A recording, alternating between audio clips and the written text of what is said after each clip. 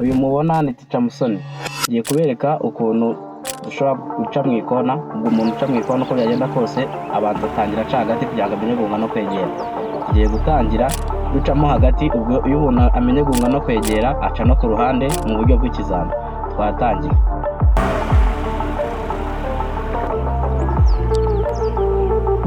Ku mpande zombi turi kureba umurongo w'amakona muri tovizeri y'iburyo n'iy'ibumoso, turi kurebamo hose amakona. Noneho turagenda tureba ku ruhande rumwe, twirinde kugonga uruhande na rumwe.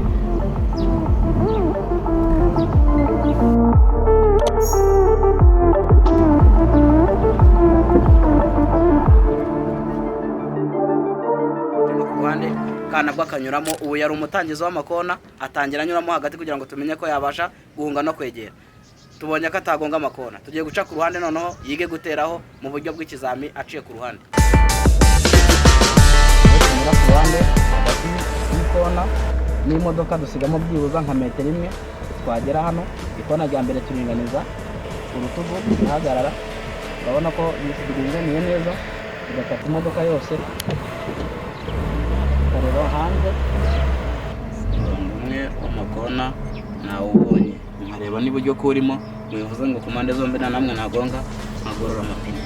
Nyuma yo kugorora ushyiramo rivansi, ukareba ku ruhande rumwe ntagorora mu mpande zombi, ukagenda wegera unahunga gusa.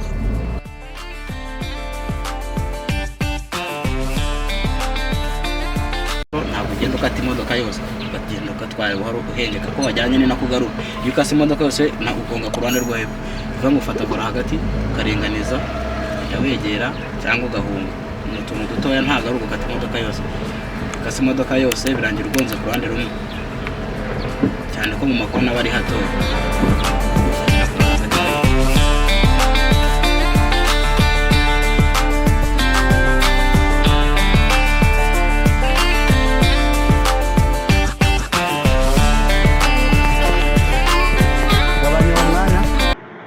Byibuza hagati y'imodoka n'ikona usigamo nka metero imwe.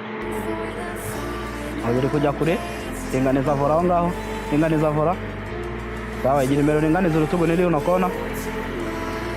Hagarara aho, ringaniza urutugu n'iri kona, ukata imodoka yose hano ibumoso.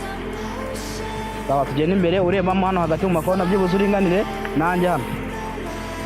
Reba hano, gake gake. Hagarara aho, dukomeze imbere y'aho mu tovizeri hano y'ubumoso. Reba muri iyi ngiyi, uri imbere gake gake. Hagarara, urebeye muri tovizeri turi kubonamo n'amakona yo hepfo, igira imbere uyakuremo, usigarane umurongo umwe w'ibumoso. Sawa, impande zose ntabwo umuntu ajya muri tovizeri zose, uri muri tovizeri y'uruhande rumwe, ukagenda uhunga ukanegera, ugasigamo umwanya muto, kandi ureba ikona rya nyuma ukasigamo umwanya muto wo gusohoka.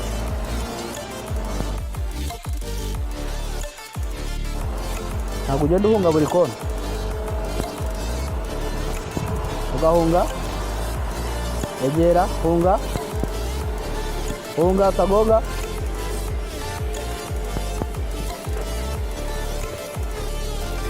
Aho ngaho ni sawa. Birashoboka ko umuntu yatangira ikona umunsi umwe agahita anarimenya.